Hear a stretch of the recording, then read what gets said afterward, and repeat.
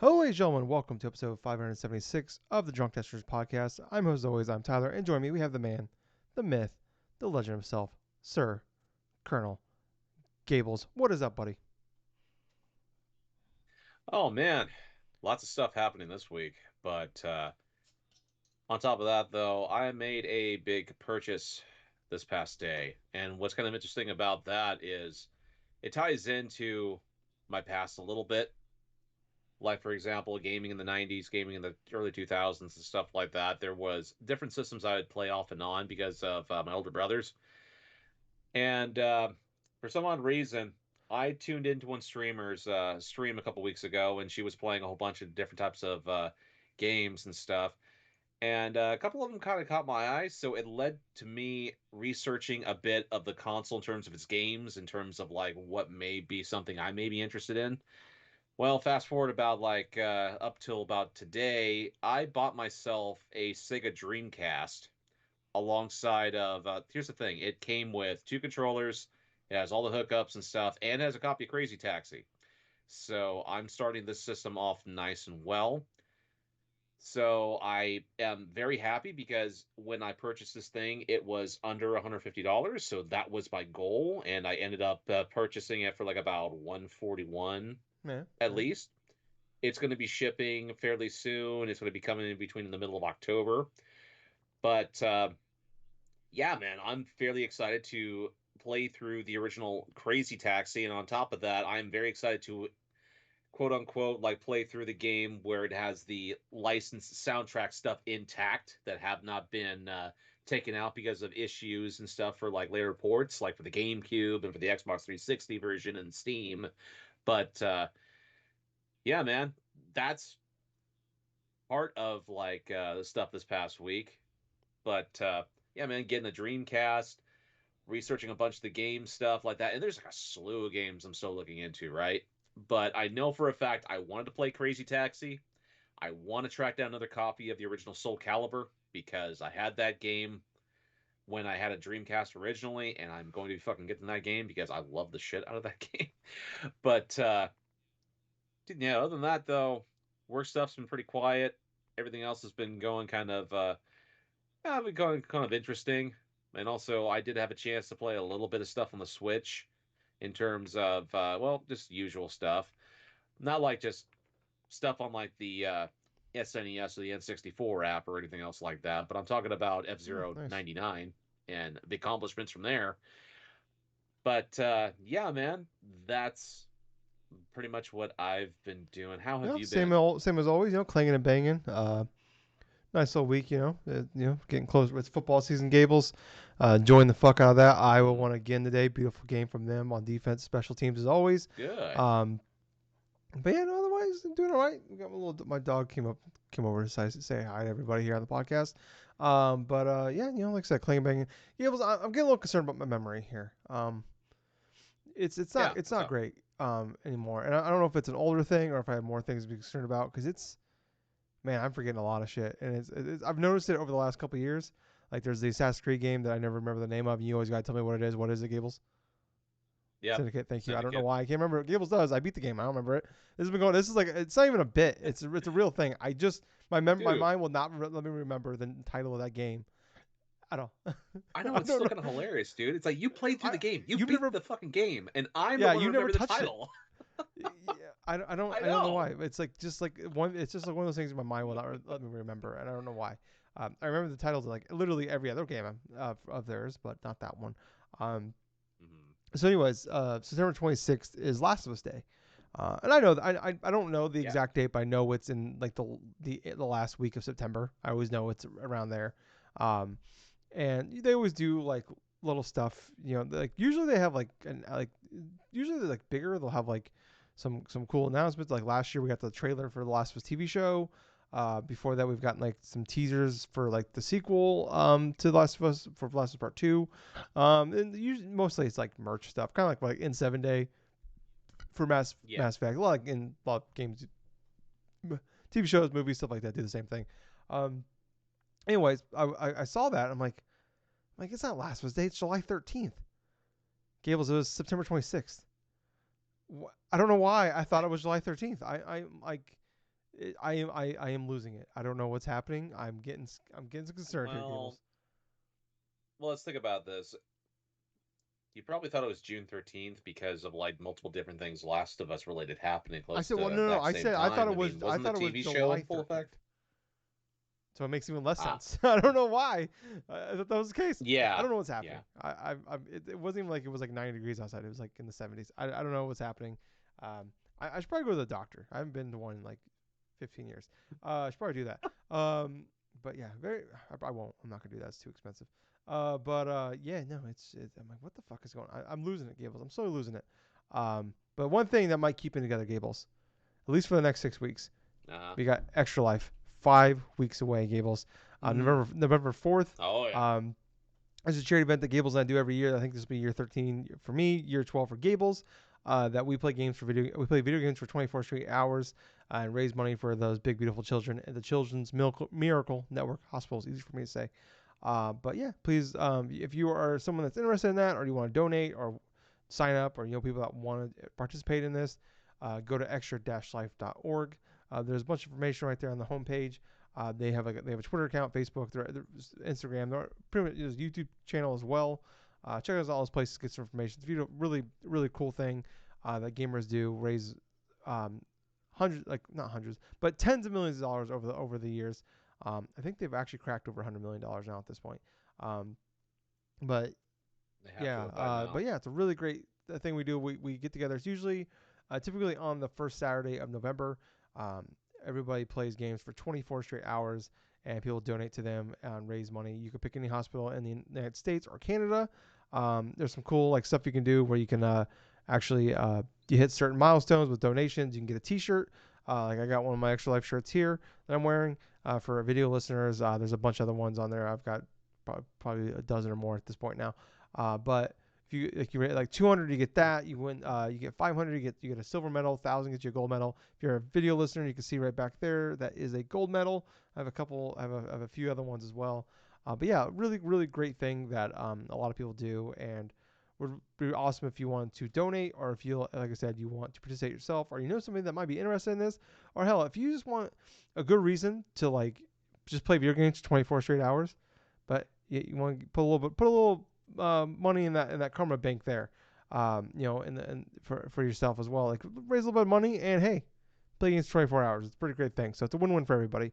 But you don't have to do it on that day. You don't have to play for 24 straight hours. Just do what you can. If you're busy, you got things going on. Some people break it up over a couple weekends. Some people just play. You know, they break it up over a month. Whatever you got to do. But yeah, it's a great Mm-hmm. thing. You can live stream it as well. They do a lot stuff like that. So please, like I said, if you are a big huge, well, if you're listening to this, probably a fan of video games. But if there's something that you know you're looking at and you're like that sounds like a really cool, great thing. It really is. A lot of great. There's a great community out there of people that are participating in this. So please check it out. Extra-life.org. There's a link down below in the description. Also, other links to our podcast as well. You can find us if you're watching us on YouTube. Thank you, appreciate it. Like, follow, subscribe, click the bell on Apple, iTunes, wherever. Or that's same Apple's and iTunes, the same thing. Spotify stuff like Google Podcasts, which I believe Mm-hmm. is going away. I think it's YouTube Podcast now or something at this point now. Yeah, they like I think renamed it so. or Yeah. something, but we're pretty much wherever podcasts are on. We are any podcast service. Just search for us, Drunk Nerds, Drunk Nerds. You'll find us there. 5-star reviews, subscribe, all that fun stuff. We have a Twitter, Facebook. In the description down below, you'll also find links to all of those socials and places where our podcast is available. So, like, follow, subscribe, ring the bell, share it, please. The more you guys do that stuff like that, really helps out. Gets us up on the page. We're really trying hard to, especially on the YouTube side, push that YouTube channel. So we're getting up there. We're on the road to 1,000. Which I think we're getting there, but slowly but getting there. So appreciate it if you do that for us. But Gables, let's get into it. Mm-hmm. Let's get into the news this week. Oh yeah, we're a video game podcast. I don't know if people I said that at any point in time, but we're like 9 minutes in. Like, what the fuck is this podcast about? I don't know. Anyways, it's a video game podcast. But Gables, let's start off. Let's talk about our sweet baby boy, Jimbo Ryan. Oh Let's yeah. have a moment of silence for him.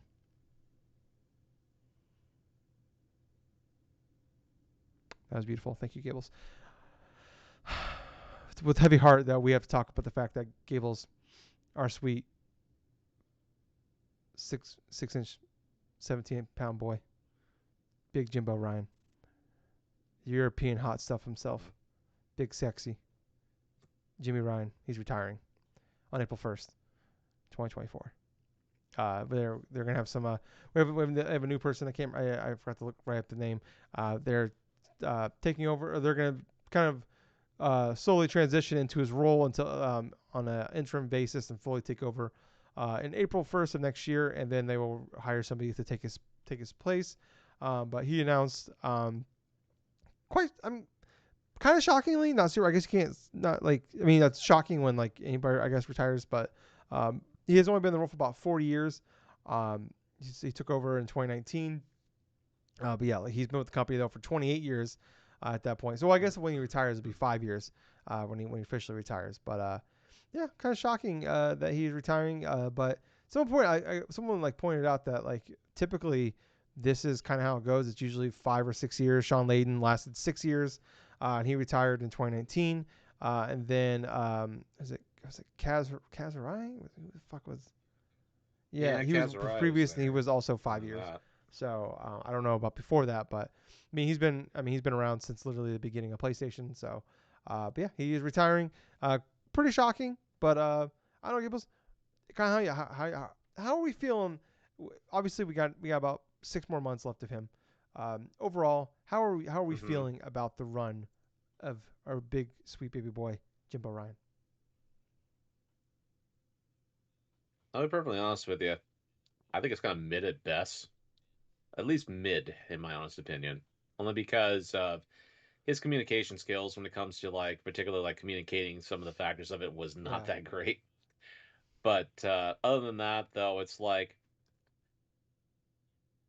I really think that it was just kind of like it's kind of like stereotypical, kind of like to the book sort of like stuff that he did do, but at the same time, he's pretty much looked upon in a lot of gamers' eyes as like that dude that just does not like classic games or some yeah. He had the shit comment. because of the one Yeah, he had the save of comment that. about The comment, who wants to yes. play old games, which Gables, But who wants I to play kind of old agree with him. Who the games? fuck wants to play old games?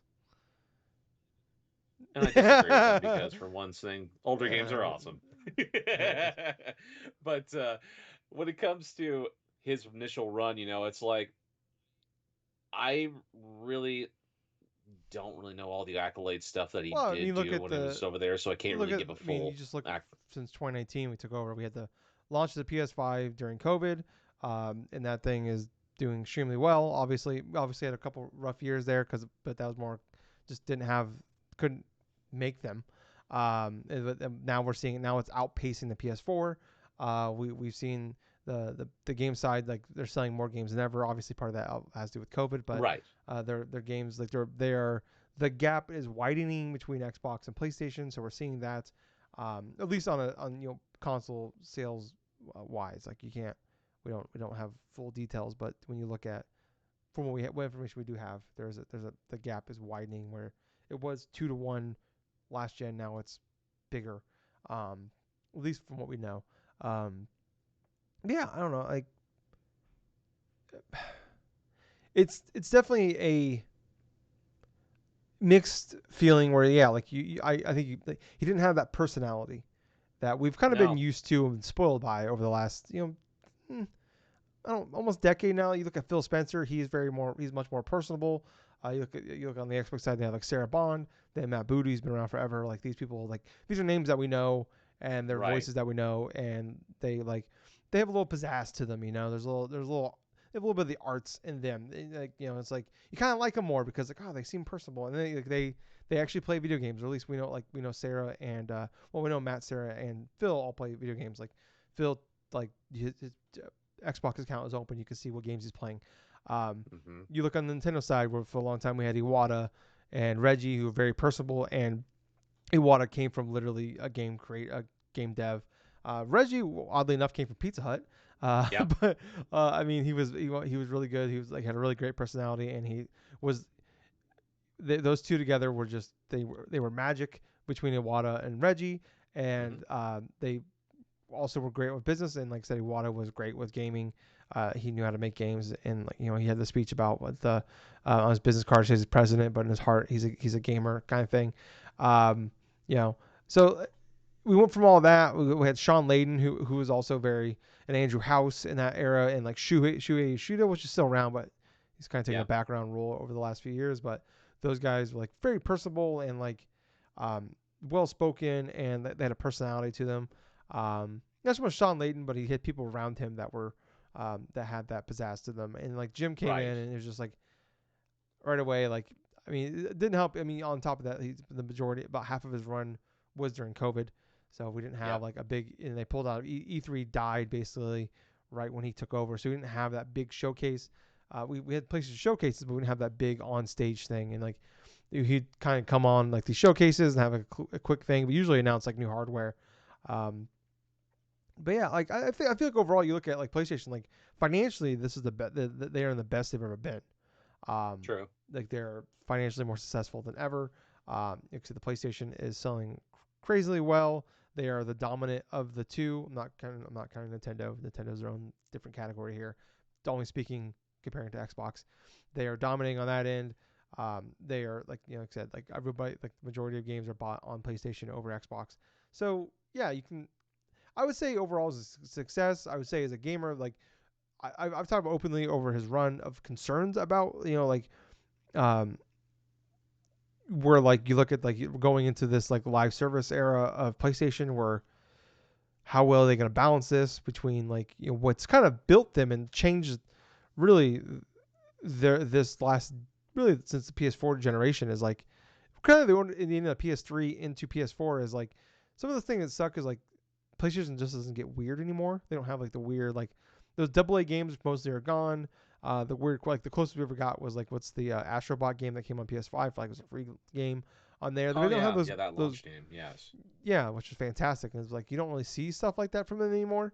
But they've kind of built their name on like almost in a way of um like just gigantic like these huge $200 million budget beautiful blockbuster games. Like they are built on the blockbusters. They don't, it's like God of Wars, the Horizons, The Last of Us, stuff like that. And they've kind of made their name on that. And I mean, they've Then go ahead. I was just saying, it just doesn't feel like they're really taking as much risks as they were like well ago. Know, to even when they had like stuff on the PS4, they'd still have the games on the side. Like say like a Gravity Rush Knack. 2 or something like that, or a Knack or a Yeah. this or that and stuff. To where when this generation came through, we saw the inevitable like sequels to games we already knew that were going to be coming, like God of War Ragnarok and Horizon Forbidden West and stuff like that, and even Ratchet and Clank like a Rift Apart or something. Yeah.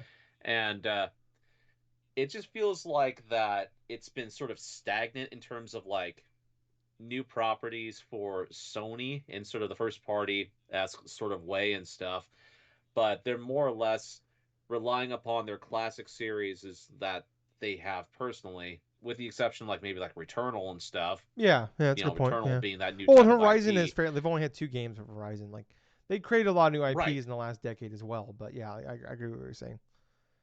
But yeah, but even with Horizon's example and stuff, I mean it's piggybacking off of a game from the previous generation that they introduced in the PS4 generation. So it's like that's something that's sold incredibly well, as did the original God of War like 2016 version. And it's like you pretty much build up the popularity, to build up the like the whole like the amount of money you can spend like on the project and stuff for its sequel and stuff, and then obviously both Horizon and God of War Ragnarok and like even more of those recognizable first party franchises are getting even more limelight now. But even though those are getting a lot of limelight stuff, it's still kind of like sort of stagnant in terms of like say more experimental sort of first party Sony games, unless it's like unless you're not counting like say some of the efforts that's going on the PlayStation VR. But it just feels kind of weird to me that in past generations that Sony have gone through, especially with like other like presidents at the helm and stuff. I'm not talking about just like oh my Sean god, Layden I just already or with Jim not Ryan. just with Sean. Yeah, that fucking I don't know why it's just kind of late for me. It's a very But generic Jim name. So Ryan, Yeah, I know. With Jim Ryan and stuff like that, it just feels kind of stonewall. Just feels sort of like to the books and stuff. And I mean, don't get me wrong. He was important in terms of like leading Sony in terms of or helping Sony get like more prosperous in terms of like say the PS3 generation and like the PS4 stuff, helping things sell, and then the PS5 stuff, helping things sell. But at the same time, he sort of had a stonewall personality to where he was just not very personable. But in terms of that, it just didn't feel like that it was more personable to gamers as a whole Yeah, that actually made them want not a to go salesman. and just do. He's not a salesman, dude. Yeah, He's just more or less kind of like a Stonewall sort of like businessman and stuff. yeah. Which is, I mean, that's basically what he was just like a business guy, and I mean the other guys didn't really come from that in kind of a different era too. So, he's more of a background guy that worked his way up to the spot. Um, yeah, I mean, I guess I agree in some sense. Yeah, like the lack of like um differentiation in like their games they're making. They're kind of continuing on with sequels, but I mean that's an issue I've talked about just last week when we were talking about like what gaming, like Phil Spencer, one of Phil's emails about a lot of these studios are building off games of like known IPs and like they're willing to Right. spend money to get like IP to like Star Wars or like we're seeing a RoboCop game coming out here soon, stuff like known IPs. And like that's an issue across the board in all of media right now is like these things are getting so expensive and it's like you can't. You look at like I just talked about last week, like Close Protocol, like in Immortals of Avium, like they put these games out. They're huge budget, $100+ million budget games, and like Close Protocol, they sold 2 million copies in their first month, and it's considered a failure. Stuff like Mortals of Avium was a major flop. It sounds like, and obviously like they already laid off over half their staff. Um, Mm. and that's an issue over I think with media overall in general. Is like you look at movies coming out for the most part, the big movies coming out. You look at big TV shows coming out. They're bringing back old stuff. It's the same thing we saw in the 2000s. Whereas like we're rehashing fucking old TV shows from the 70s and 80s, and we're bringing it back today, or we're just doing sequels. I think that's where we are in that sense, and like especially now, like when you're putting, out a $200 million, putting $200+ million in a game, and um, yeah, like as a gamer, like I'd love to see them try some different shit, and like maybe hey, like don't put like a crazy amount. Like you have all these different studios you've been buying. Like yeah, it'd be great. Like I would love for them to do that, and like have the big studios out there, like the Santa Monica's and Naughty Dog stuff like that. Yeah, have them like work on those kind of big games. But like I'd love to see the other studios like work on some smaller, cooler stuff that we used to see. Like we're used to seeing from from these publishers. And we're seeing like to a certain extent. Like what's the oh fuck Hell Divers? No. Hell. What's the fucking the bug shooting game that's coming out from them? What, Helldivers Is that 2? what it is? Hell Divers 2? That didn't sound right to me in my head. Yeah, like we're seeing some stuff like that. Like that's kind of random. It's like it's $40 coming out, but it's a games of service game kind of stuff. It's like I feel like that might be what we're gonna see from them is like those like let's get weird with the shit. It's gonna be like games of service games, which could work out. Probably not gonna work out, but yeah, I don't know. I think overall, like, yeah, like as a fan of gaming, and you look at the future of like where they're really pushing it. Like you could say, like obviously, like financially, like I just said, they're financially best. Putting the games on PC was great and a smart idea. Like more people to play their games, and also you probably get a little bit of double dipping, putting these games out about a year, 18 months later on PC. More people, like I said, more people could play their games. Probably create more people that want to buy a PlayStation now because they don't want to wait 12 to 18 months to play these games. Um, Well, that and they can also mod the crap out of the games too that they buy on Steam. So yeah, it's it's it's a win-win. it's pretty much like kind of a win to them. Yeah. Yeah, like yeah, I'm sure there's a lot of people that probably bought these games, played them on PlayStation, and then like 12, 18 months later, they buy it again on PC and mod the fuck out of it. Yeah, do it like put Hmm. Peter Griffin in God of War or something. Um, so yeah, Yeah. I don't know. Like overall, like I think on the business side of things, it's definitely a win. Like they're financially stronger than they've ever been. On the gamer side, you look at the future, there's still a lot of concerns. And Hmm. I'm curious who they're gonna bring in to replace him. But coming off like you look at it, it seems like it went really well with Jim Ryan at the helm. I wouldn't be shocked if we just get another Jim Ryan. So um, to kind of another businessman that just looks at the numbers and goes from there. I'm looking at like Shuya would be awesome, but the way things he's been there forever. And he basically was demoted a few years ago. Uh, don't think that's going to happen. Herman Holst, No. he was like the head of the Horizon Forbidden West team. Blanking on the name of the studio, but he was he ran that studio, and he was kind of promoted to he's basically like the head of games for PlayStation. So he's kind of the right hand of Jim Ryan. So I wouldn't be shocked if like maybe he takes that spot, but I also wouldn't be shocked if it's just some dude we never heard of before. So we'll have to wait and see. But kudos to him. Hope he's happy. He did also mention that that being like living in Europe, but also working on a North American time zone, um, very hard, and also a lot of traveling back. We travel several times a year back and forth. I could see that, Right. 10-hour flights constantly, and basically working, nights. Essentially, I'm sure it can be rough for anybody. But moving on, Gables, to some more shitty news here on the gaming side of things. Epic announced that they're laying off nearly 900 employees, 16% of their staff. Mm, I believe his number was about 870 people. So Tim Sweeney, the CEO of Epic, announced this on Wednesday. Laid off a bunch of people. Talked about that they've actually, for a while now, been spending more money than they've been making over the last few years. Um, if people don't know who Epic is, they make fucking Fortnite. Nothing is more popular in gaming than Fortnite for hmm 7 years now, 6 years now, Yeah. 2017, over 6 years now. The most popular thing in almost all of entertainment. Um, Epic has spent more than they have made. And you're like, huh? How can that be, Gables? How can they be spending so much money after breaking billions a year off of Fortnite? Mm, Let's do a little rundown here for you. I, Oh, you want to go ahead? Go ahead. Go ahead. okay. Well, I could think of one thing, and licensing deals. I think licensing deals play probably a good part in chunks of that. I mean, look at the IPs and stuff that they had to go forth and try to sign upon like certain things in order to use certain characters in different time frames. I mean, that's just one thing I can think of, but No, no, any licensing deals are actually like what keeps driving people back. Look at that Dragon Ball Z licensing deal that they pulled last yep. year was huge for them. Like that pulled me back.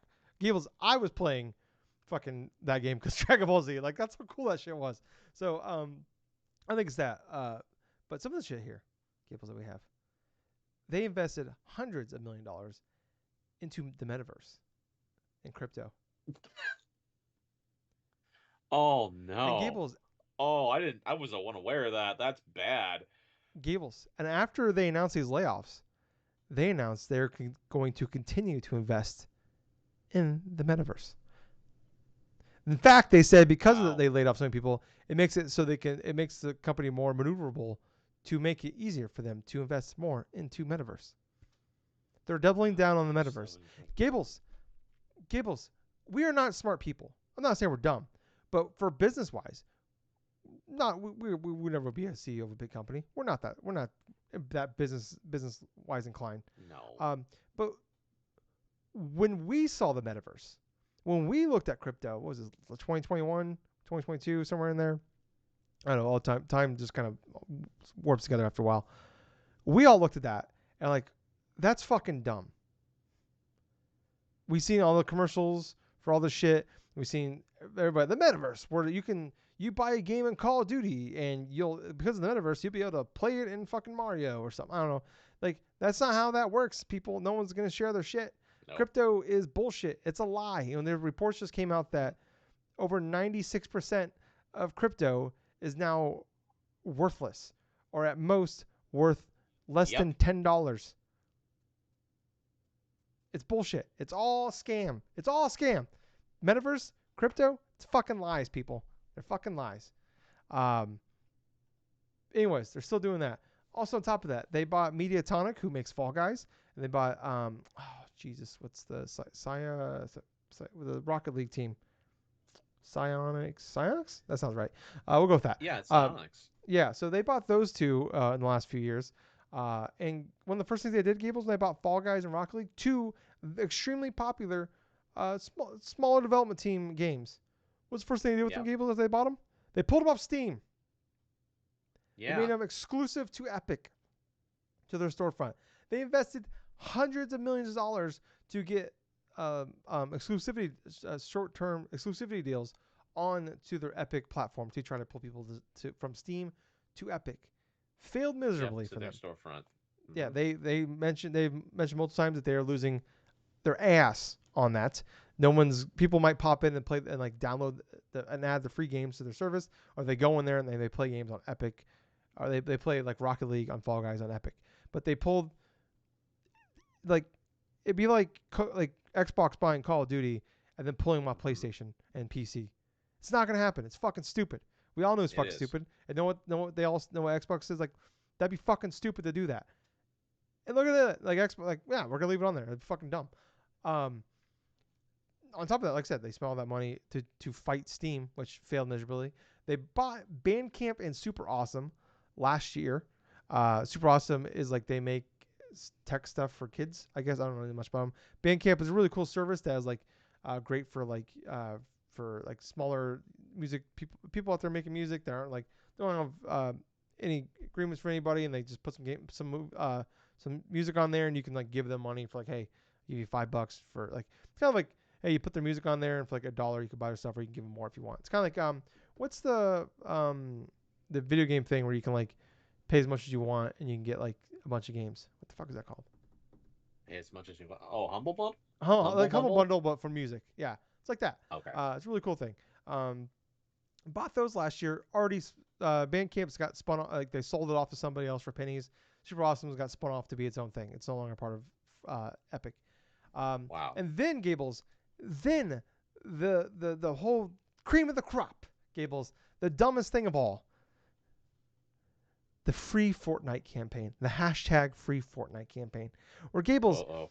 there were so many people that, like content creators and people on the internet that I like I'm friends with, or people like content creators I like, and I see that whole thing where they make this like 1984 video about how Apple is holding this $32 billion company down.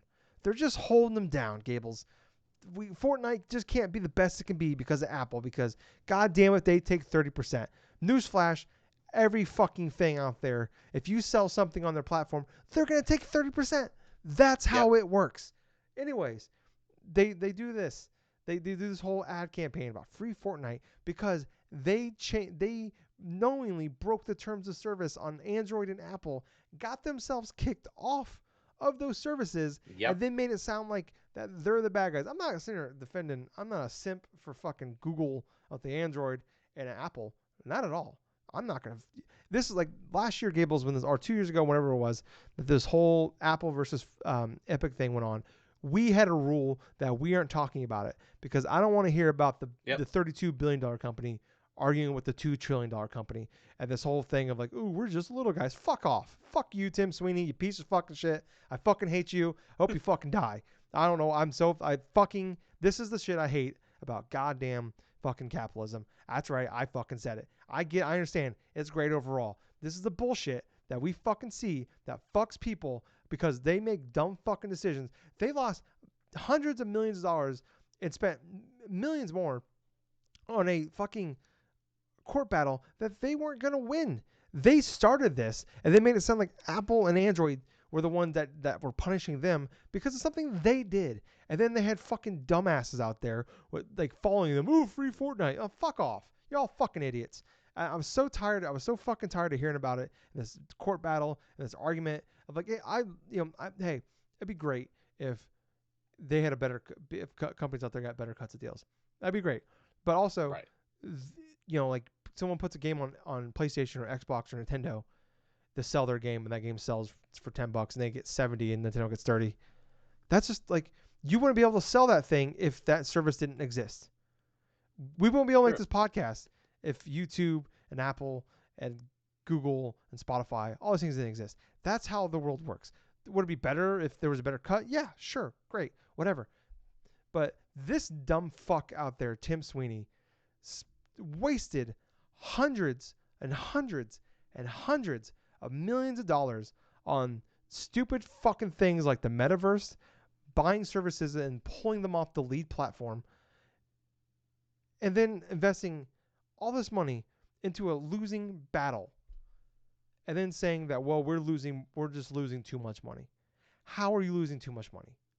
Whose fault is it that you were spending more than you were making when you have the most popular IP in all of entertainment? Whose fault is that? Who runs the company? Who's in charge of bullshit like that? Who is it? You, Tim Sweeney, and your fucking people in the executive C suites. Those fucks. And did they take a pay cut? Did they lose their jobs? No. Nearly 900 people lost their jobs. And on top of that, on fucking top of that, there was several people that after they laid all these people off on Thursday, everybody thought they said no more layoffs were done. All these people thought they were safe. Like, oh, it's awful. It's like, but hey, you know what? At least I made it through. A sigh of relief. You know, you feel terrible for those people, but you're just happy selfishly that hey, I'm keeping my job. You know, I get that. I've been working for places where they're laying off people, and it's like you're so happy you made it through, but also you feel like shit because you feel happy for those people that you feel happy for yourself, but you feel like shit because you're happy because you still have a job, but you feel like shit because you're happy because friends of yours lost your job. It's a shitty feeling all around. I've been through it. It's awful. It feels like shit. These fucks forgot to lay people off. So people made it through these cuts and then thought they were okay, and then end of the day Friday find out they lost their fucking jobs.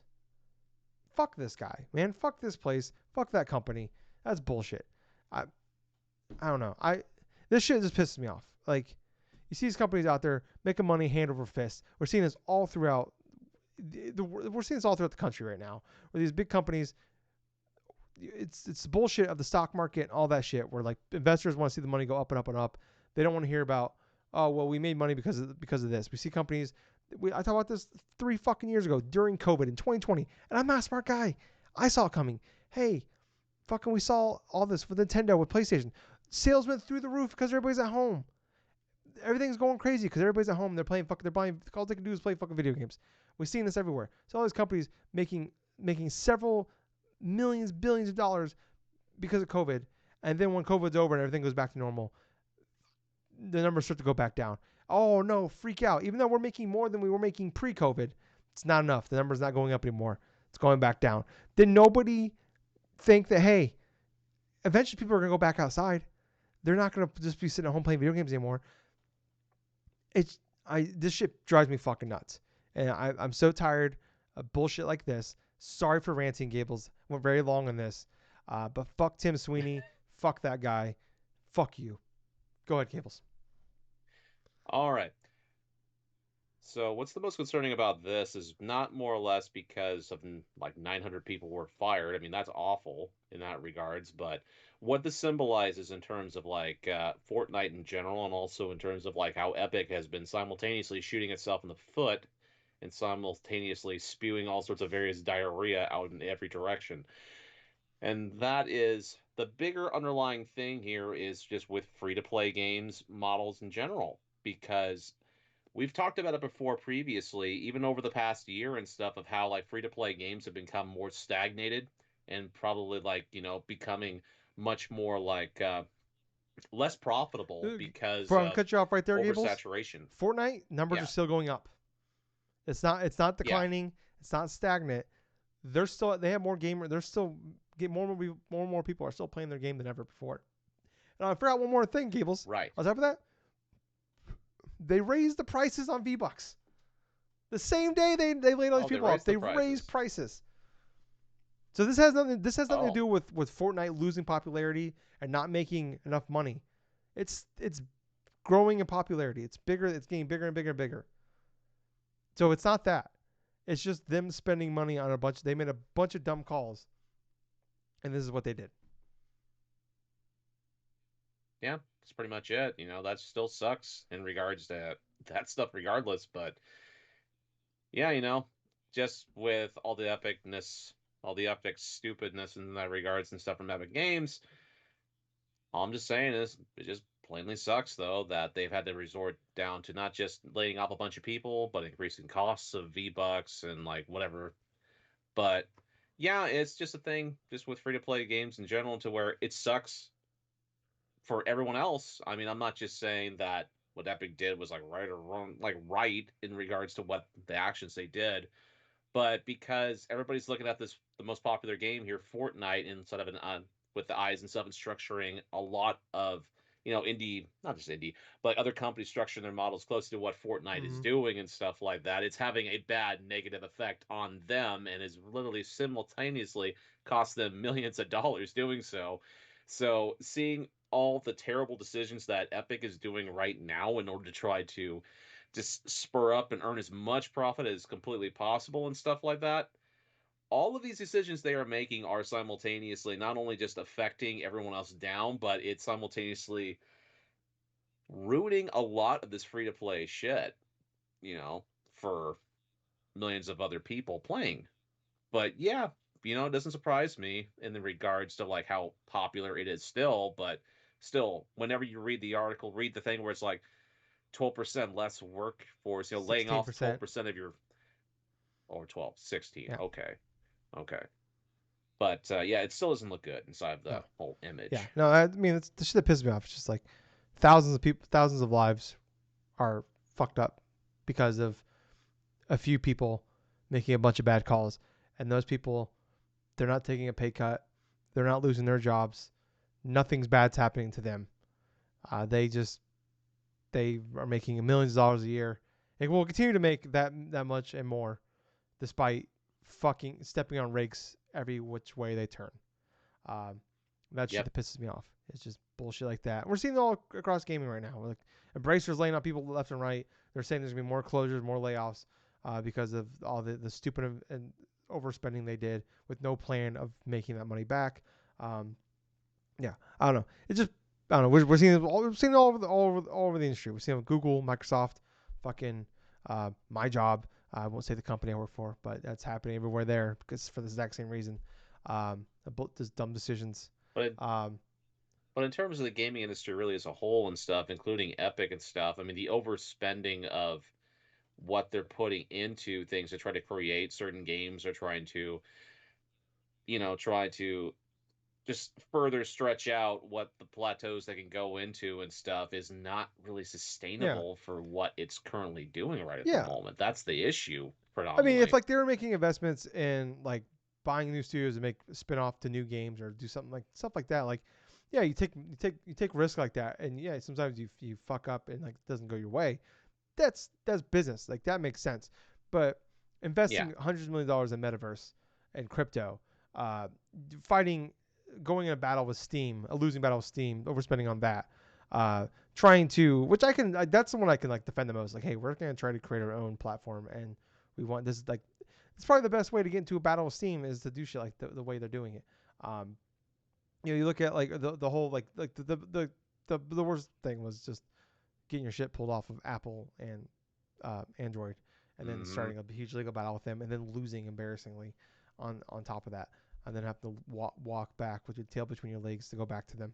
Um, that's yeah, it's shit like that. It's like, what was even what's the win here? It's like even if you get back on there, There are no yeah, there was wins. no there was there was no return on investment there. There was nothing.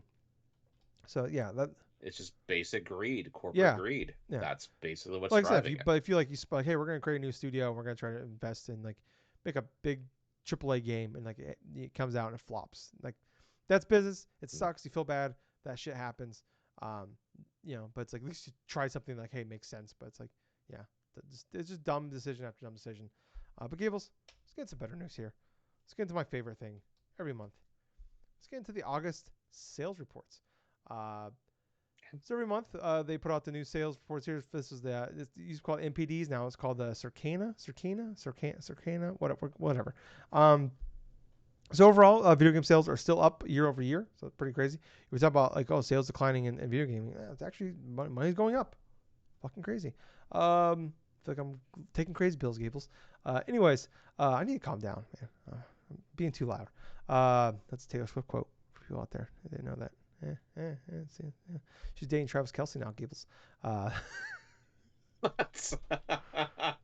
Gables, I'm a huge football fan, and I'm a gigantic Taylor Swift fan. I'm tired of hearing about Travis Kelce and Taylor Swift. Let me tell you. So, anyways, let's get into it, Gables. Kind of interesting winners. Some fun little things in here. Number 20, Gables, a very old game from 2014, Rainbow Six Siege. Yep. No idea why. I don't know why. It's just there. It's in there. Gables, actually, I want you to guess some of these. What do you think number 1 was? Yeah, Madden. Okay, yeah, but you must have read my notes.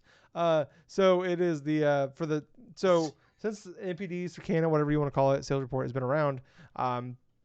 Madden in every year in August, since launch month of August, every year it's come out has been the number 1 game of the month, and that streak continues. I believe it's 24 straight years. Yeah, 24 straight years. Yep. Yeah. So yeah. Okay. Is there something? What do you think number 2 was? Brand new game came out in August. What do I think number 2 was? Well, brand new game that came out in August. They couldn't be Pikmin 4. That came out in could it? July. Okay, that came out in July, so I'm completely off base again. You own this game? God, Armored You're Core right. 6, Fires of Number Rubicon. 2. Yep. All right. Those are the only 2 new games of the month. Actually, kind of surprisingly. Actually, I think about did anything else come in August? Yeah, there was a couple of games came out in August, but I know those 2 were the best selling. Yeah. Like Baldur's Gate 3 will not be in here because the studio Luden, I believe I can't remember the name of the studio that makes it. They don't have digital sales numbers. Otherwise, I'm sure it'd probably be up there. Sadly, Mortals of Avium came out on the 22nd of August and was number 26th on the list. So did not have a great launch month. Yeah, ouch. Yeah. But all right, moving on here. So number 20, like I said, was Rainbow Six Siege. Number 19, Spider-Man, Miles Morales. No surprise there. I'm sure there's a lot of late buzz there for going into Spider-Man 2. Number 18, jumping in from number 35, Gran Turismo 7.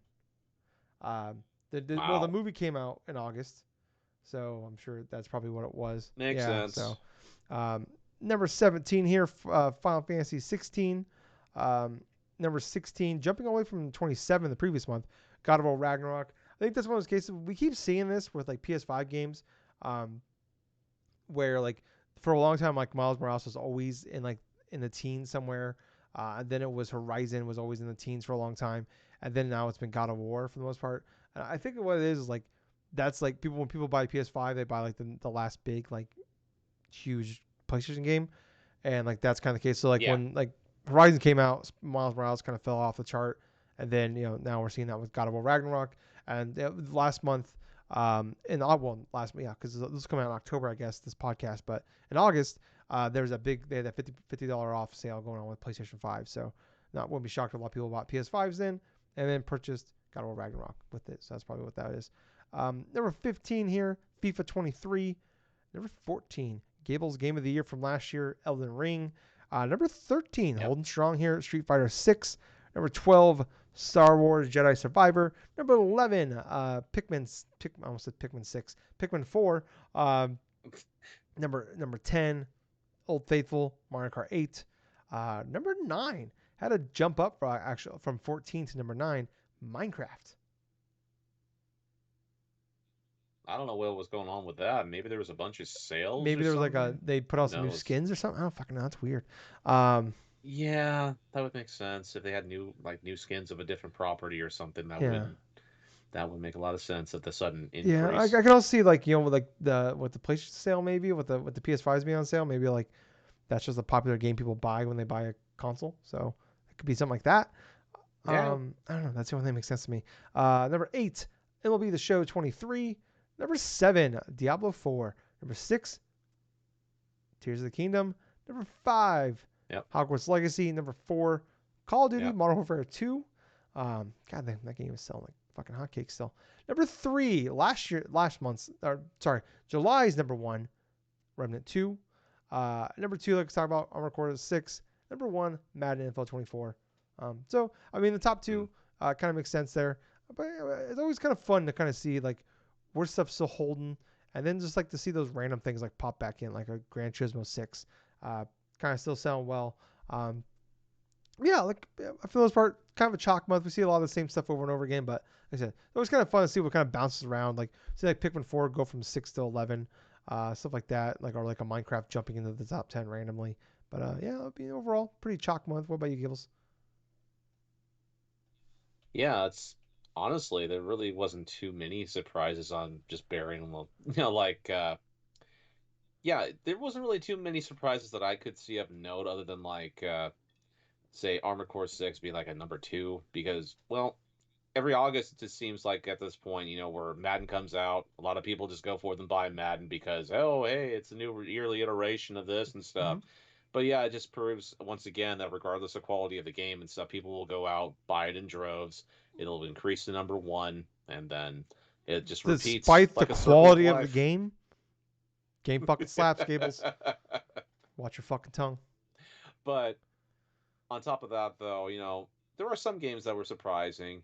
I mean, obviously, the whole Modern Warfare 2 selling like as Still much number as it 4. has Yeah. been. It's still number 4 and stuff. Remnant 2 though, Remnant 2 being Number up 3. there in that top Yeah. 5, that's at number 3. I mean, that's pretty surprising, and I know that was one of the ones I had picked inside of my fantasy critics sort of stuff. Bitch. But just the I've heard great things about Yeah. that game. I It really was have just kind heard of some great unfortunate. It things came about the out game. like a couple weeks, like a week or two before Baldur's Gate 3, and then it's just like Baldur's Gate Yeah, 3 took its lunch. Like, yeah. yeah, Yeah. unfortunately. Which I think is like a, kind of it's definitely been a big problem. I think this year in general, where it's been. I Oh was thinking God, about. I was kind of yes, like looking back of like this year and like the releases coming out, and like I was looking at that Game Informer release schedule. That's really great calendar, and I was like, man, it was like it's just been bunches of like games coming out in like droves, you know. And I was like, man, like no game has like really had its chance to like have its moment, except yeah, for it really has felt well, that except for way. like one, and that was um Tears of the Kingdom, where it came out in mid May or came out May 12th, Yep. and like 2 weeks before that we had Star Wars. Then like it had a good Hmm. run for about a week and a half, and then the reviews dropped for Tears of the Kingdom, and then we didn't have anything until the beginning of June when we had but then we had Diablo 4 and Street Fighter 6 come out the same week, and it was like so for like Hmm. 3 or 4 weeks it had its own moment. It basically had the whole month of May to itself, and then it was just like since then it's Yes, just been like big game, big game, big game, big game, big game, big game, big game, big game. It's just nonstop. Um, dude. As much as it's been excellent to have a whole bunch of fantastic games releasing all inside of 1 year, the stagnation of like being able to just fully enjoy some of these games that have come out, and then all of a sudden have to shift focus to the next one has been sort of an issue, not just with me, but also in terms of like other people mm, as well. I mean, you're right though. Tears of the Kingdom had like a full month to for people to go through and experiment with things, just get going through. But yet at the same time, it's this is a thing where it's like a fatigue is setting in for a whole bunch of like shifting from back to forth, for some of these excellent games. Now, I never thought in my life that there would come a year to where we've had so many great releases to the point where it's like I can't focus upon playing one through all the way before like maybe another week goes on and there's another thing I want to play and stuff like that. It's like with like other than Tears of the Kingdom, which I had a good solid like 20-25 hour plus like chunk go through and play with that, I haven't really delve more so into a lot of different other games other than like say Street Fighter 6 and like say Metroid Prime Remastered and like F-Zero 99 and stuff. It's just been sort of like it's been sort of one of those years and stuff where it's just been fairly yeah, weird. yeah. Well, I beaten. I was like counting. I've beaten like over 20 games this year, and it's like it's been Yeah, I'm like all my free time is like invested in beating like trying to stay up on these games as best I can, and like dude, I'm drowning still in like games to play. dude, that's kind of like how I've felt in certain aspects too, to where it feels like that unless you're fully invested upon all these different games one after another and stuff like that, I mean, you're not going to even finish roughly maybe a quarter of what the game stuff that released this Yeah, year. yeah. I mean, I'm like luckily I've been able to keep up with the games I want to play. Like I'm I am treading water, I guess. But like I'm still behind on a few Yeah, games, but um, luckily I got a little bit of a gap between really now and um, I guess really like I want to play a little bit of Forza. I'm gonna wait for Assassin's Creed until like probably like into like December. That'll be a great December game probably. Um, but like I got a decent little gap until now and um, the 20th with Spider-Man and Mario, and then after that it's like it gets crazy again. So but yeah, I mean 2023 it's been the best year ever for gamers and the worst year ever for people that work in video games. So that's no shit. moving on though, some other news this week. Hideki Kamiya announced that he is leaving Platinum Games. Kind of a big Mm, surprise. He's a co-founder there. He's one of the top people there. There's been some. So last year they Platinum Games like hired a guy on Nintendo. He's like one of the lead people for like he was like in charge of like third-party games coming to like the Nintendo. And I guess yeah. Platinum is a very like loose company. They're not like um, I don't know what the term is. Like from what I understand, like they're not the most like adult mature company in the world. Like they're a little goofier and stuff like that. We can tell by their games, especially Kamiya.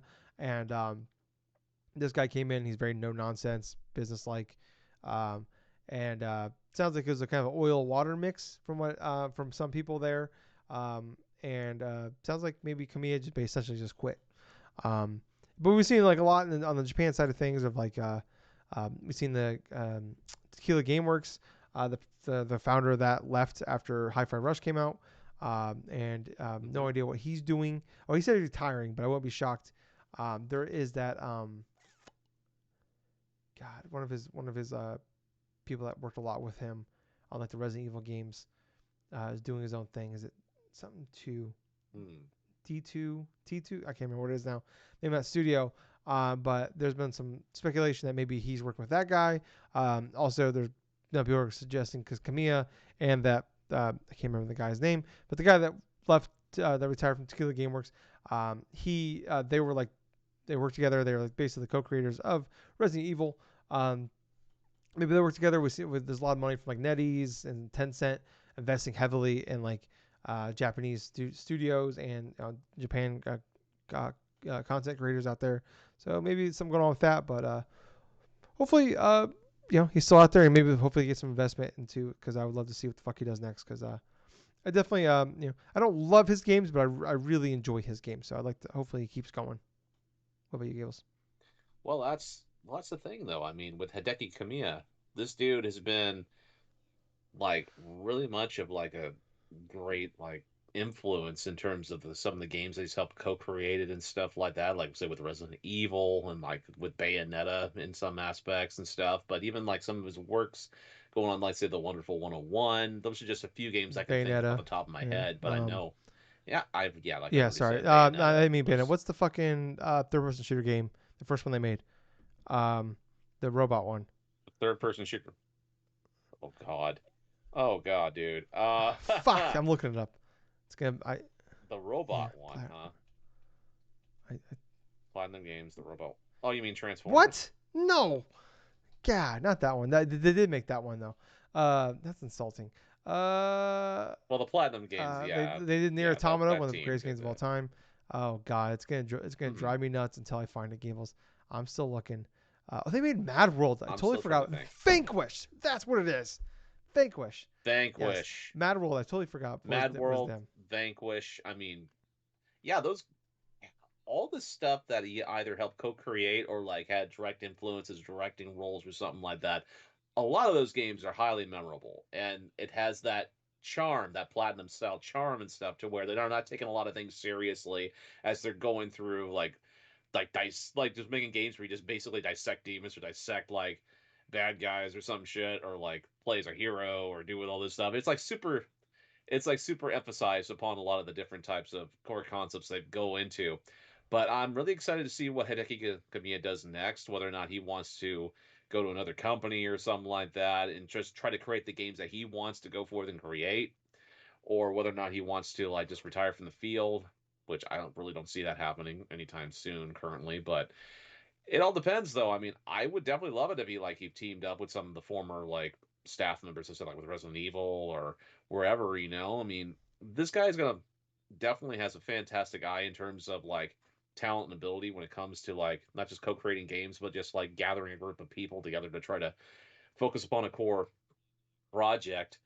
But yeah, it's sad to see him leave Platinum Games, but at the same time, it was just I feel like that it was just mostly like a mutual sort of thing where he just wanted to go somewhere Yeah. else. Well, yeah, hopefully we'll see here soon what he's doing next. Next up here, Cal Kestis, voice actor, I can't remember the actor's name, did kind of accidentally say that they're making a third Star Wars Jedi game, which no shock there if you, especially if you finish that game. Very obviously setting up for a third game on that. Um, Hmm. Sega canceled Hyena. If you don't remember, that was like a Hmm. games of service game that they're making. It's one of their first super games they were talking about that they were expected to make, close to $1 billion over time. Apparently, that game's been like in closed betas. It was at Gamescom, stuff like that. And I guess like coming back, it was like mostly positive what people were saying about the game, but got canceled. And like it sounds like a bunch of people are getting laid off there as well. So sad news there. But I don't know. It's one of those things where like we saw that game about a year ago. And it's like we look at it. Hmm. It's like nothing looks bad about the game, and nothing like stands out either. And it's just like I don't know. Look, That's the problem though, because it doesn't stand out mostly. yeah, It just looks like a average free to play yeah, shooter, which that's not gonna yeah. cut I mean, it. we look. I mean, it's this thing. It's an issue with like I've been talking about forever with entertainment now is um, nowadays just being good is for the most part is not enough anymore. You got to have something unique about it Hmm. to stand out, or you got to be absolutely fantastic. Because we see games come out and shows come out and movies come out that are just like, yeah, it's a good movie, and they just don't do financially well enough. So, um, feel sorry for those people that might be losing their jobs. Hopefully that's not the case, but yeah, it sucks. I couldn't imagine like working on something for years. Apparently that studio's been working on the game for about 4 years now. Imagine just working on Hmm. something for 4 years and then just one day you're like, yeah, the game's it's just not happening. I couldn't imagine it. That'd be devastating. Um, so But hopefully, yeah. hopefully people, like I said, find what either they still have jobs or they're able to find work soon. Um, Next up here, Knight of the Old Republic remake may be done. So Sony on the PlayStation End, that was the KOTOR remake was announced in 2021. We had the little teaser trailer that came out. PlayStation uh, took it, made it private on their YouTube channel and deleted tweets with anything um, talking about it, like announcing it, stuff like that. Um, Sounds like, I mean, the kind of the people are assuming then is maybe that game got canceled. Sony did respond and say it's due to licensing with the music, which begs the question, like if something is actively in development, why is the license gone now? Um, but I don't know. It could be a Hmm. case of just like I don't know, they don't want to announce it until Embracer announce it, like or they don't want to get sued. Maybe they did lose a license, but maybe they lost the license. They got canceled. So I was like, well, we're just gonna pull this shit so we don't get no one sues us. Um, yeah, I mean, well, obviously what happened there is we know that Aspire was making it, which Aspire is known for making um, like they've been like mostly porting like 90s early 2000s Star Wars games over to Switch. It's like kind of what they're known for. Um, and then somehow they're gonna give them a bunch of money to make a modern day KOTOR remake. Then that went over to Saber Interactive, who makes pretty good games. They do like the I just lost the goddamn name of the fucking. It's gone. They made some they make some games that are like they're good games like we're talking about solid 7.5, 8 out of 10 games. Um, and apparently they took over somewhere in development over the last year, kind of rebooting development. And I don't know who knows what's going to happen from there. But we'll be shocked. Maybe we just never hear about that game again. What about you, Gables? Yeah. Yeah. Unfortunately, this is going to be one of those games to where it's just going to be quietly like just canceled and stuff like that because it's not good if like you announce a game and all of a sudden it's like just gradual decrease in terms of talking about it to the point to where now you have multiple different issues that are popping up in terms of not only just the games like licensing stuff but also in terms of like potential staff like leaving in regards to that project. But it's sad though because I was kind of looking forward to seeing what Same. they could do in terms of doing the original Knights of the Old Republic because of how influential that was from when BioWare created that game and like how it pretty much put things into a different perspective back then in terms of like say the choices that you could create and stuff to create like either be the side of the Jedi or the side of the Sith and like see what type of options you can go through and do in the story and stuff. I mean, it was definitely a game at the time to where you didn't see too many console games do the exact same stuff that it was going through and presenting unless like you were playing certain games on PC that had certain choice elements and stuff that you could do. But yeah, man, I mean, if this game had if this remake had a more consistency in terms of what they were going to do with it, I mean, I would have loved to see this game in Yeah, action, but unfortunately, it doesn't seem like we're going to see the light of day of this. yeah, unfortunate. One of those cases maybe where like just gave it to the wrong team type of thing there, where a little big, a little too big for the britches kind Mm, of thing. But last year, kind of a maybe change your passwords, all that fun stuff. Maybe take your credit cards off mm. or anything like that off of any Sony account you may have, including like PlayStation stuff like that. Um, there is a ransomware, a group out there saying that they have hacked into Sony. Um, GeoHot has somehow returned. Apparently, Gables. Um, you don't remember GeoHot? Yes, I remember who Okay. GeoHot was, and he was instrumental in terms of the infrastructure of cracking into Sony Computer Entertainment in terms of the whole PS3's Yeah, online yeah, I know. thing. And I know for a fact that was a bunch of like information that his group ended up stealing, and that inevitably led to the PlayStation Network, dear users, dear listeners, back in the day, to where that Sony the PSN was down for like almost a complete month. Yeah. This was back around 2011. And it was so crazy during that time because Sony had their security stuff gone to a specific way, and somehow GeoHot and his like group or something like that managed to figure out how to hack into that in order to get a whole bunch of information in terms of like access like accounts and stuff, passwords, this and that. It was Mm. huge back then, and yet any type of hacking stuff that goes on in the gaming industry right now, it's still huge, mind you. But yeah, this is the big that at the time that was the biggest example of how much damage that one thing could have done for like the whole like perception in terms of like the company at that Yeah. point. But with this core thing, yeah, this is really concerning too because here you're having like groups of people going through hack into and getting a bunch of access of people's personal Well, so information and the stuff. I information mean, out there sounds yeah, like so. First off, this hasn't been confirmed. So, but this is like a no, preemptive. Hey, be safe. yeah, Maybe change your passwords. Maybe take your information off your PlayStation account or anything like that.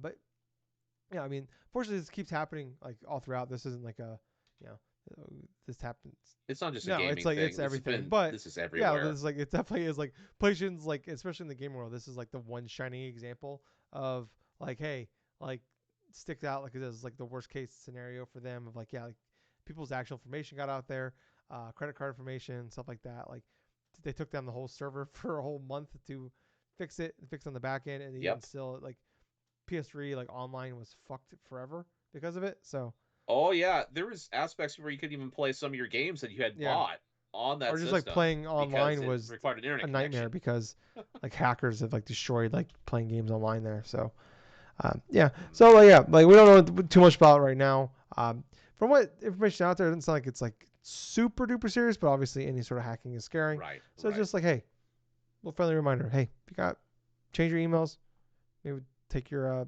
any credit card, debit card, anything on you have on there off for the time being at least. Yes. Um, but yeah, let's move on, Gables. So we've been playing. Do you want to go first? Or you want me to go first? You know what? I'm going to go ahead and go first this time because there's a couple things I did want to talk about gaming Cool. related. Now, the first one obviously has in regards to F-Zero 99. That's the game I've been consistently playing ever since it was released, like during the whole Nintendo Direct, like stealth drop. But the thing about F-Zero 99 currently, it's like I've went through multiple hours playing with just the Blue Falcon and stuff. I've gone through at this point more than like say 105 races currently. And like up until that point, I thought I could like win like one race. Just go into first place and stuff and like just be like that and stuff because for how much time and effort I had put into that game so far, there's just been times where I've been fairly close, or I'm just at the final turn of a lap, and all of a sudden I get bumped from behind, or I take a turn one too quick, and I end up crashing, and I end up getting back to like about the late 70s or early 80s in terms of places. But what's interesting this past week is Nintendo's update. They had an update to go through and upload tracks from the whole Queens League, which included such tracks as like Red Canyon 1 and like a Mute City 2 and like yeah, some of the other courses and stuff, like some of the more difficult courses inside of like that middle tier of cups and stuff. So I figured, okay, I've pretty much gave a rest to F-Zero 99 for like a few days at this point. So I download the update, I'm playing a couple different tracks and stuff, and then I decided to play the track Red Canyon 1 because that was the one that was decided upon. And so I start the race, I go forth and I'm like behind, right? And like I try to go and try to get further between the pack. I'm going through like I'm now bouncing between like the teens position and the 20s position and stuff. Finally the last lap I get it just right to where I get a boost. I get that golden boost and stuff to where if you collect all these different types of orbs and stuff, your meter fills completely out. You press the boost button. You get to ride this gigantic like track or something like that with boosts and stuff all the way up and stuff. I managed to get all the way past half the track and stuff until finally I remembered how I used to play that track when I was playing through the original F-Zero, not just for Super Nintendo, but like most recently as of last year, like the SNES app and stuff. I remembered like at that moment I remember like the friggin' muscle like memory in terms of how I played that track, and I was able to go forth and I finally won my first fucking match online with F-Zero 99. I got in first place. Red Canyon won. Now you know how many hours it took me just to go forth and try to win one match, 2 minutes. get in the Two first place. minutes. First try. Okay, okay, I'm talking about in No, general yeah, time. no, you're that good, But Gables. I have faith. You did it on the first try. dude, it took me like about freaking like 7 Never hours mind. You're finally until terrible I at this, finally Gables. I take back everything I said. But dude, first try on this track, I get first place and honestly and it has the statistic in this game to where it keeps track of the vehicles and the highest position that you played for each vehicle, like what places and stuff. And Blue Falcon, right there, number one in terms of like the highest rank I've gotten. Because before, there's like two or three tracks I got in second place, and I was just that close in terms of like getting things going.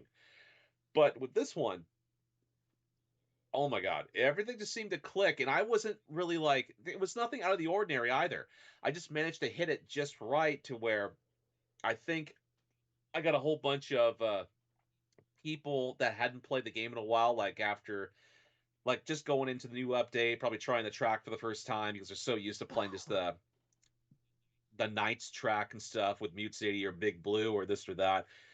And I gotta admit, man, once I won, I fucking just lost it, dude. I'm like, oh fuck, I finally won a match. I finally freaking won a match against freaking 98 other people online, and that was awesome.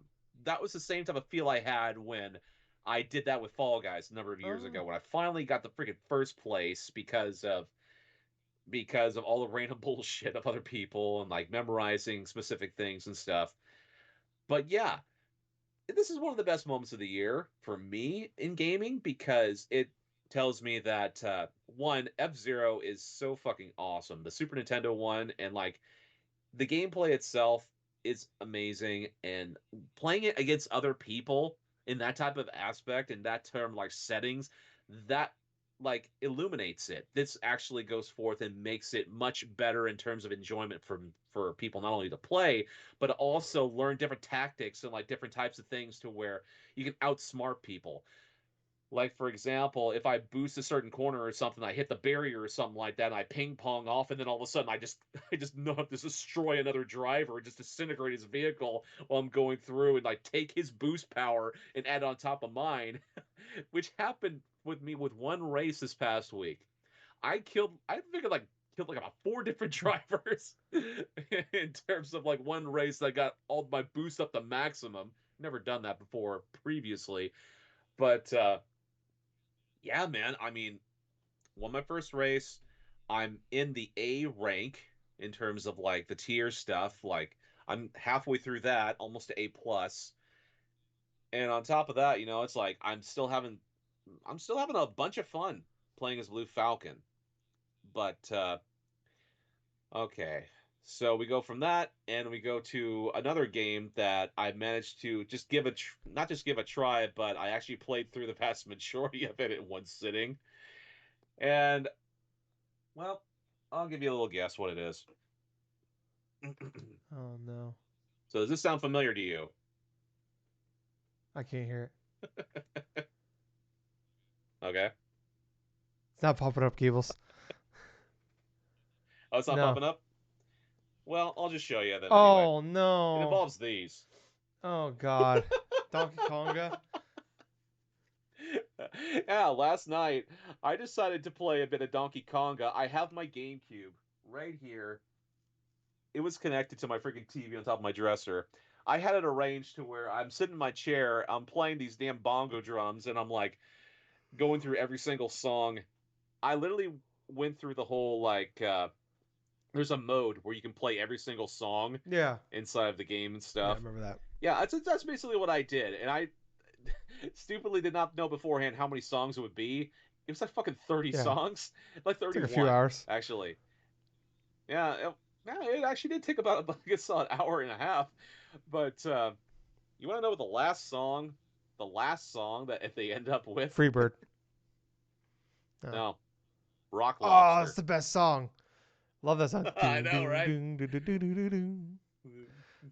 Dude, I was surprised by some of the song choices. Obviously, there were some that are really aimed towards little kids, but there were certain licenses, like certain licensed music I wasn't expecting, like Rock Lobster being one, then We Will Rock Yeah. You by Queen and stuff is another They do one. the sound alikes there. They don't have But the actual like original voices, which sucks. no, Yeah. no. There's a bunch of sound alike stuff. And you know what? It's fun for what it is and stuff like that. But I gotta admit though, I'm very surprised that these bongo drums actually worked to perfection.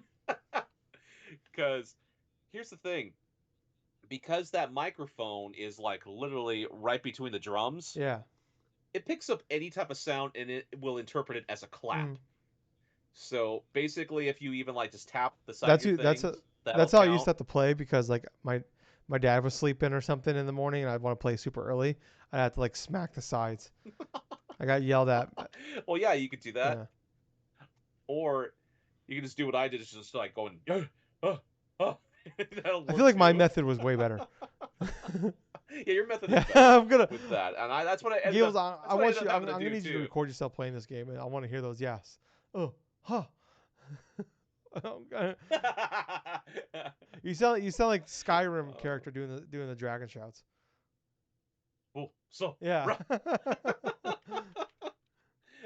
Oh my god, just oh. But I got to admit, man, it's like I played a good chunk of it last night. I only went through like the entire like loop around the entire songs and stuff. I had a fun time with this.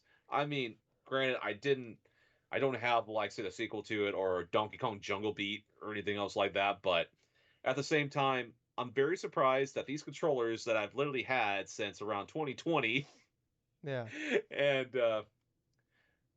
the game that I had bought. Well, Oh, I mean, really worked. And it was actually fairly enjoyable. Yeah, cool. But That's cool. other than that, though, in terms of playing stuff, I mean, that's pretty much it that I have been playing. Yeah, but at the same point, I'm just now I'm just like waiting upon like the Dreamcast stuff to come in the mail with Crazy Taxi and stuff. But there are certain other games I can go forth and continue on with because I'm probably not going to be buying too many more like say newer games for the rest of the year. So that frees up some chunks. Yeah. But other than that, man, what have you been playing? Um, not too much. So I did finish up Mortal Kombat 1 and beat the story mode. Um, Good. so people, like people don't know too much about me. Like don't listen to podcasts. They don't remember. Um, I love the Mortal Kombat story modes. That's since what Mm. was that Mortal Kombat 9 with the reboot, the requel, the original Oh requel. yeah. Um, I've bought all of them, including the Injustice games. Love those games. Go through the story mode. That's the thing I care about. I'm not the fighting game guy. Um, but yeah, like I was talking about, like especially the last Mortal Kombat 11. I was like, man, this story has really jumped the shark, and Yep. I was really excited about going this one because like, oh, it's going where it's another requel. It's gonna be a little more basic here, but it's a different story, different telling of the story. And like I think I was like 5 or 6 chapters in to the story last week, and I was like, I'm really happy where the story's going. It's not there's none of that crazy time travel shit and different dimensions and all this bullshit. It's just there's no giant battles with tanks and armies. It's just we're fighting. That's what it is. That's what I want. Mm. Gables, What? they fucked it up. Oh, they did, huh? Yeah, they did the thing that I was excited that they weren't gonna do. They did the thing. It went back to multiple dimensions, the multiverse, time travel, um, all that shit. Uh, and just especially the last like 4 chapters. I'm like, God damn it! I was just like, man, because I was really liking where it was going. And then they get there. Like, look, the gameplay is still great. If you are a fighting game fan, like you're gonna love this game. If like that's what you want. If you're someone like me, that just wants to jump into the story and just have a enjoy the story for what it is. Like I'm not asking for fucking you know Oscar-winning performances here, storytelling. I'm not asking for The Godfather. I just want a good story. I just want a good quality story, just like any other action movie. I don't need a ton of complex. I don't want a fucking multiverse.